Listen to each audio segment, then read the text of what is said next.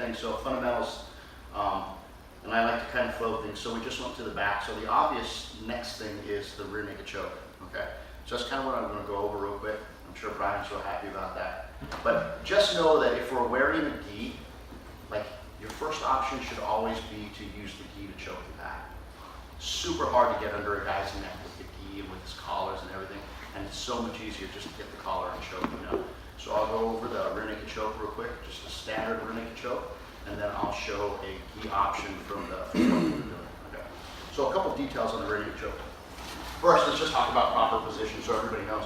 If I'm going to choke Brian, as I reach down and around his neck, right, my elbow should align with his chin. Everybody good? Super deep, okay? So my elbow should align with his chin, all right? And then once I'm here, like the old school way would be to grab your wrist and then comb his hair, okay? But it's anytime you go here, they grab your arm right away, and then you can never finish the choke, okay? So one of the ways that I like to do is, if I can get to here, I just gable grip real quick, and then all I do is I put my hand to the back of his head and loop my arm over. I kind of just make a peg, and then I just loop my arm over, and they never see it, and so it makes it harder for them to defend. But again, notice my elbow is below his chin. I'm locked on both sides of his neck. I just kind of secure, and then I drop my hand. I can either drop straight in here, or I just put my hand to my other shoulder, and then I just loop over my hand, and then choke, okay? So a couple different ways you can do it. This old school way though, they'll grab your hand, and then you're in a fight trying to recover your hand, okay? Now the other thing too is, the way I was taught this, easier to apply in this setting than in a real fight.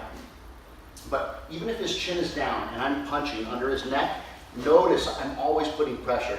This is always forward, forward, forward pressure. I'm always putting pressure. That way by the time I get here, he should be just about ready to tap before I even need to lock it up. The choke is not one of these. It's not get here, get the position, and then okay, I'm gonna squeeze. That's what everybody wants to do. The minute I decide to start choking him, the minute I start punching my hand through, I'm putting pressure on this side of his neck to slow the flow of blood right here. Like crossface? No. I'm going under his neck and I'm driving here. Now he's already feeling that choke, I guarantee you. And as soon as I get here, I don't even have to lock it up. So it's really a one-part choke. My choke starts here. It's not here. Lock it up and then squeeze. Takes too long. The minute I decide I'm gonna go for it, I'm already cutting blood off, okay?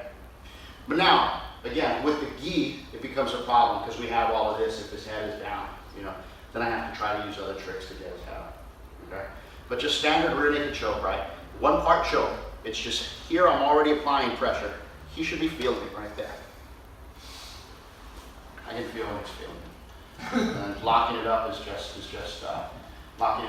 the icing on the cake. Everybody good? Everybody understand the rear naked choke? All right. So now let's go to choking him with a gi since we're all wearing gis. Let's go back here. So same thing, 2-on-1. I go under, break, pull him across. Now as soon as I get him here, as soon as I turn him here and he starts to try to pull back into me, okay, I'm gonna pull just a little bit more, like I wanna keep him in. And you guys, go ahead and raise your arm up. No, your other arm. I don't know if you guys can see this. I don't even have a grip on anything.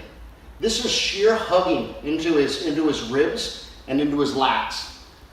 And it's pretty tight. He can try to turn away from me and hug, and it's really, really tight. You don't need to be like here or whatever. Like I just use this little claw and open them up, okay? Now from right here, I'm just gonna go over. I have my feet in position. I'm just gonna go over right away, dive over, get to the collar. Now once I have the collar, foot on the hip, and it's really easy, transition to my bow and arrow. Okay? So while he's thinking about defending his back, I'm going to take that opportunity to get my grip on his collar. One more time.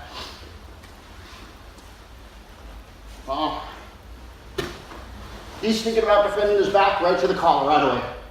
Foot on the hip. Sorry, Brian. Yep. You showed up today. All right, there we go. Let's go. 1, 2, 3.